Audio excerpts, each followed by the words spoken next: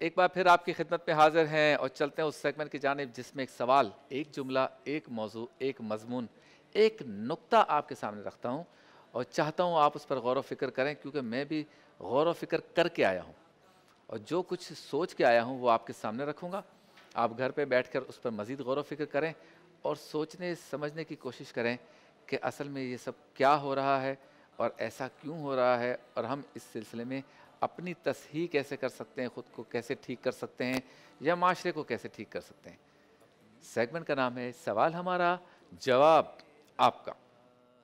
अपनी जुल्फों के गुनाहगार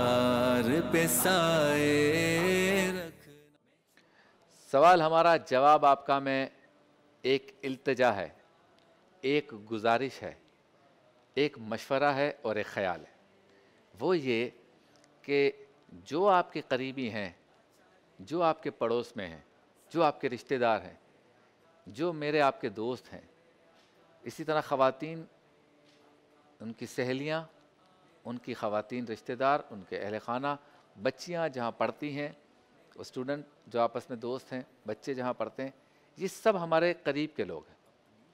जब भी वो किसी खुशी के मौके पर आपको दावत दें तो लाजमी जाएं,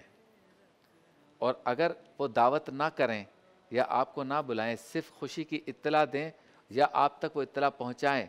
तो टेलीफ़ोन पर भी उनको उस खुशी की मुबारकबाद दें। ये इल्तिजा और मशवरा है। बिल्कुल उसी तरह से अगर गम, किसी के यहाँ कोई गम की ख़बर है, आप तक पहुँची, मुनासिब समझते हैं तो ख़ुद चले जाएं, अयादत करें, ताज़ियत करें, अफसोस करें, और नहीं मुनासिब जाना तो फिर कम से कम टेलीफ़ोन पर आप ज़रूर ज़रूर ज़रूर अफसोस करें, उनके गम में बराबर के शरीक रहें। एक और अच्छा तरीक़ा है ईमेल के ज़रिए, एक तरीक़ा है व्हाट्सएप के ज़रिए, एक तरीक़ा है ख़त के ज़रिए, और बेहतरीन तरीक़ा है टेलीफ़ोन करके आवाज़ अपनी उनके साथ बात करके, और सबसे बेहतरीन यह है कि बिलमुशाफ़ा जाकर गमी और ख़ुशी में शामिल रहें। ऐसा मैं क्यों कह रहा हूँ? ऐसा इसलिए कह रहा हूँ कि ये सरकार दो आलम सल्लल्लाहु अलैहि वसल्लम की, सहाबाए कराम की, अहले बैत अतहार की, अल्लाह के वलियों की, हमारे बुज़ुर्गों की, हम जिस माशरे में रहते हैं अल्हम्दुलिल्लाह पाकिस्तान के कल्चर की, मुस्लिम दुनिया के कल्चर की ये एक ख़ूबसूरती है, और बताया गया है, अहादीस का मफ़हूम भी है और इसकी अहमियत भी बताई गई है। अब सवाल हमारा, जवाब आपका में मैं ऐसी क्या बात करने जा रहा हूँ कि किसी की खुशी और गमी में साथ देने, जाने, शामिल रहने के फ़वाइद। एक फ़ायदा तो ये है कि जब आप किसी के गम में या किसी की खुशी में उसके साथ मिलते हैं तो खुशी में उसका दिल बड़ा हो जाता है कि आज अल्लाह ताला ने मुझे ये नेमत दी, मेरा ये खुशी का मौका है, तो ये 1000-1200 मेरे करीब के लोग आए हैं और मेरी इस खुशी में शामिल हुए हैं। उसका दिल बड़ा हो जाता है, कई सालों तक वो उसको नहीं भूलता, क्योंकि जब खुशी का मौका भी आता है तो वो आके चला जाता है, बात रह जाती है कि कौन आया था। इसी तरह से जब आप किसी के गम में जाते हैं, वो ज़्यादा ज़रूरी है, खुशी से ज़्यादा गम में जाना ज़्यादा ज़रूरी है। मिसाल के तौर पर किसी के बच्चे का एक्सीडेंट हो गया, खुदा न खास्ता, आप वहाँ पहुँच के बोलें, क्यों फ़िक्र करते हो, खून की ज़रूरत है, मैं तुम्हें खून देता हूँ, अच्छे डॉक्टर्स की ज़रूरत है, मेरा फ़लाँ रिश्तेदार है, बेहतरीन हॉस्पिटल में अगर एडमिट करवाना है, इलाज करवाना है, मैं करवा के दूँ, पैसों की ज़रूरत है, फ़िक्र नहीं करो, जब आए तो दे देना, सब मैं कर दूँगा। और बच्चे के पास जाकर सूरह फातिहा पढ़ ली, उसको सीने से लगाया, बच्चे के सर पे हाथ फेरा, इसके वालिद को सीने से लगाया, अगर ख़वातीन हैं तो जो खातून हैं, वालदा हैं, बहनें हैं, उनको सीने, यानी ये चीज़ें उसको हिम्मत देती हैं कि 1 घंटे पहले वो समझ रही थी या समझ रहा था कि मेरा बेटा तो गया, मेरे पास तो पैसे भी नहीं है, मैं तो भाग दौड़ भी नहीं कर सकूँगा, लेकिन जब आप उसके गम में शरीक हो गए और आपने सारे का सारा बेड़ा उठा लिया, या उसको कहा कि मैं शेयर करता हूँ तुम्हारी तकलीफ़ को, मैं साथ हूँ तुम्हारे, बोलो यहीं बैठा हूँ सारी रात, बस हॉस्पिटल में, क्यों फ़िक्र करते हो, तो फिर उसको लगेगा कि हाँ एक नई ज़िंदगी बनने वाली है, नई ज़िंदगी पैदा होने वाली है, नई एनर्जी मिलने वाली। आप किसी के साथ हॉस्पिटल में रुकेंगे ना, उसका कोई अजीज़ अकारिब में से कोई एडमिट हो, वहाँ आपका रुकना ही उसको बहुत ज़्यादा एनर्जी दे देता है। बिल्कुल इसी तरह से किसी के यहाँ माँ का या बाप का या भाई का, बहन का, औलाद में से किसी का इंतकाल हो गया, उसकी तो ज़िंदगी लुट गई। हालांकि ये तो रब की रज़ा है इसमें, लेकिन उसकी ज़िंदगी उस वक्त तो यही कहेगा कि मैं खुद ही ख़त्म हो गया। लेकिन जब आप जाते हैं, आप उसके कंधे पे हाथ रखते हैं, उसको कहते हैं कि देखो मौत एक दिन आनी है, हो सकता है रात को, कल सुबह मैं और तुम भी ना हो, तो ठीक है, ये गम है तुम्हारे लिए, मुश्किल है तुम्हारे लिए, इसको सहना मुश्किल है, लेकिन ये अल्लाह की रज़ा है। फिर उसको आयत पढ़ के सुनाएं, कुल्लु नफ्सिन ज़ाइक़तुल मौत वाली आयत सुनाएं, इन्नल्लाह मअ साबिरीन वाली सारी आयतें सुनाएं। जब वो सब कुछ सुनेगा, उसके दिल का बोझ हल्का होगा। और अगर हो सके तो उसको कहो कि ये तुम्हारे वालिद दुनिया से चले गए ना, हम तो जिंदा हैं, जो साथ वो तुम्हारा देते थे मैं दूंगा, बस। इसी तरह ख़वातीन जाके अपनी बहन से कहें कि अगर आपकी माँ चली गई है, तुम क्यों फ़िक्र करती हो, मैं हूँ ना, तुम्हारे पड़ोस में रहती हूँ, कोई भी काम हो मुझे आवाज़ दे देना। अगर तुम्हारी माँ की जगह पर एज इट इज़ तो नहीं, लेकिन अगर मैं तुम्हारे काम ना आऊँ तो शिकवा करना, उसका दिल बड़ा हो जाएगा। तो किसी की खुशी और गम में जाना रस्मी मामला नहीं है महज, अगर आप दिल से करें तो इसके बड़े फ़वाइद हैं। और याद रखिए, जब बंदे के यहाँ किसी की मौत या इंतकाल होता है, वफ़ात होती है, उसके घर से जनाजा उठता है, फिर वो तदफीन होती है, तदफीन के बाद 3, 4, 5, 10 दिन तक जो है वो घर में सोग का एक माहौल होता है, गम की कैफियत होती है, कमी महसूस होती है। जब आप उसके साथ साथ रहेंगे और फिर जब ज़िंदगी नॉर्मल हो जाएगी, तो वो सोचेगा या वो खातून सोचेगी कि भाई ये तो मेरे लिए बहन से भी ज़्यादा बढ़कर मेरे साथ थी। बंदा सोचेगा भाई से भी बढ़कर मेरे साथ था, मुझे तो महसूस ही नहीं होने दिया। कब ये तदफीन का मामला हुआ, कब नमाज जनाजा का मामला हुआ, कब लोगों को खिलाने पिलाने का मामला हुआ, ये फातिहा हो गई, मस्जिद हो, ये सारा कुछ कैसे हो गया। ये बात रह जाती है, फिर यादें रह जाती हैं। और फिर दूसरा फ़ायदा ये है कि खुदा न खास्ता जब आपके यहाँ कोई गम होता है, तो फिर यही सारे लोग जिनके आप काम आए थे वो आपके काम आते हैं। जिन के आप काम आए थे, जिन के आपने दिल का बोझ हल्का किया था, जिन के गम में आप शरीक रहे थे, वो अब सब आपके गम में शरीक होंगे। इसी तरह से जिन की खुशियों में आप गए थे, वो आपकी खुशियों को शेयर करेंगे, आएंगे आपके पास, कहेंगे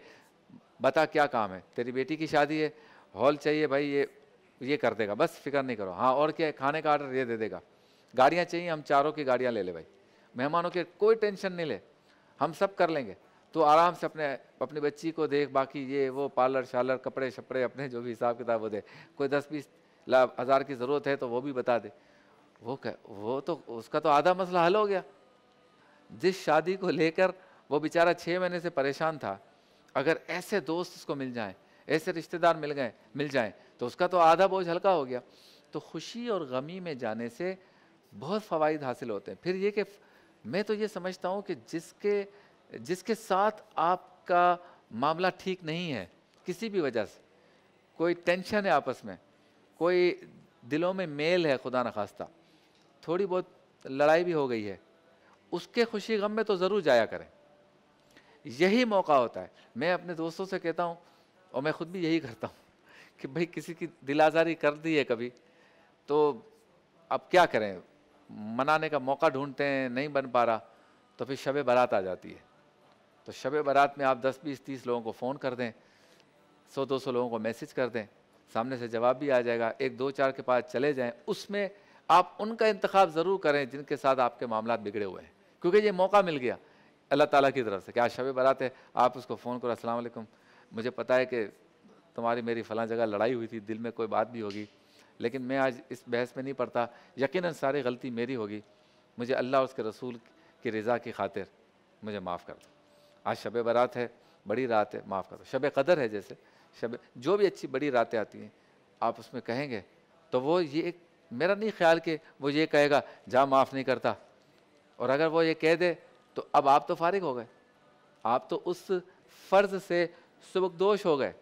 आप पर अब शरई तौर पे कोई मामला नहीं है, अब उस पर है। तो 90% लोग यही कहते हैं अच्छा कोई बात नहीं, बहुत ज़्यादा भी सख्त होगा तो अच्छा कोई बात नहीं करके बोलेगा ठीक है मैंने माफ़ किया, अस्सलाम वालेकुम, अल्लाह हाफ़िज़ करके रख देगा, ये करेगा ना। लेकिन होगा क्या कि आपने जिससे लड़ाई ली थी वो 10-20 लोग जो हैं उन्होंने एक दूसरे को माफ़ कर दिया। इसी तरह से जब उनके यहाँ खुशी गमी हो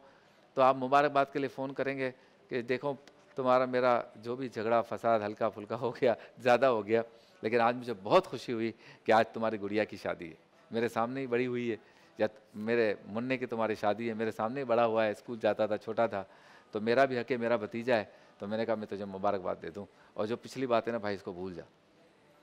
तो ख़त्म हो गया। उसका तो दिल बड़ा हो जाएगा, बल्कि वो कहेगा कि यार तुमने फ़ोन किया, यकीन करो मुझे इतनी खुशी हुई, मैं सोच रहा था लिस्ट बनाते हुए कि इसको कमीने को मैं दावत दूँ या नहीं दूँ, इसने तो मेरे से लड़ाई की थी, लेकिन तेरा फ़ोन आ गया, अब शाबाश, रात को जल्दी घर पहुँचो और इंतज़ाम संभाल। कितना ज़बरदस्त काम हो गया। ये माशरे की खूबसूरती ऐसे होगी, ये मज़ीद लड़ाइयों से नहीं होती है। हम भी सारा दिन लगे रहते हैं, हमारे भी रिश्तेदारों से, दोस्तों से, प्यारों से होती रहती है चिक चिक हल्की फुल्की, फिर आसपास के लोग और भी बढ़ा देते हैं, उधर भी इधर भी। लेकिन मेरा ये ख्याल है कि मुझ समेत हम सबको दरगुजर से काम लेना चाहिए और ख़ुशी गमी में जाना चाहिए। मेरा ये ईमान है, मैं डे 1 से कहता हूँ, नशरियात में भी, और जब से इस फील्ड में आया हूँ 32, 33, 34 साल हो गए, दुनिया में कोई बंदा भी नाकारा नहीं है, कभी ना कभी आपको काम आ जाएगा, कोई बंदा नाकारा नहीं है। आप बता दें, मतलब कहना नहीं चाहिए, मैं समझाने के लिए कह रहा हूँ, वो लोग जो सुन रहे हैं जिनका जिक्र कर रहा हूँ वो नाराज़ ना हो, मोची है, काम का है नहीं है, दावत में जा रहे हैं चप्पल टूट गया, क्या करेंगे, आया ना काम। प्लम्बर है, घर में दावत है, नलके से पानी निकल पड़ा, आ गया ना काम। शादी है, लाइट चली गई, तो जनरेटर ठीक करने वाला अगर कोई दोस्त होगा जिससे आपने प्यार मोहब्बत रखी होगी, आ गया ना काम। मेरी तो ऑफिस में डकैत घुस आए थे, अपनी टांग पे गोली खा के गार्ड ने मुझे बचाया, आया ना काम। यहाँ कान के पास 2 गोलियां निकली, ऐसी ज़बरदस्त आवाज़ आई थी, तो करीब में लगी दीवार पे, बच गए, अल्लाह ने बचा लिया। लेकिन किसके ज़रिए, किसी न किसी के ज़रिए अल्लाह ताला काम करवाता। चौकीदार है, आपका ड्राइवर है, ये बज़ाहिर आप समझते हैं, मैं समझता हूँ ये बहुत बड़े लोग हैं,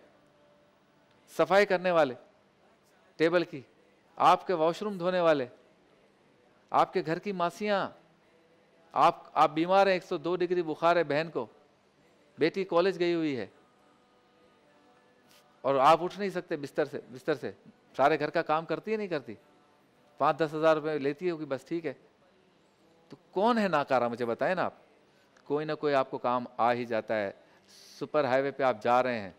मोटरवे पे जा रहे हैं, लाहौर से इस्लामाबाद, गाड़ी ख़राब हो गई, मोटर मैकेनिक काम आएगा ना, कोई अरबपति काम नहीं आएगा, कोई सेठ काम नहीं आएगा। इसलिए अपनी ज़िंदगी में सबकी खुशियों में शरीक हों, गम में शरीक हों, दिलासा दें, हौसला बढ़ाएं, अल्लाह ने ताकत दी है तो मदद करें, और किसी को छोटा और नाकारा ना समझें। हो सकता है कल क़यामत के दिन,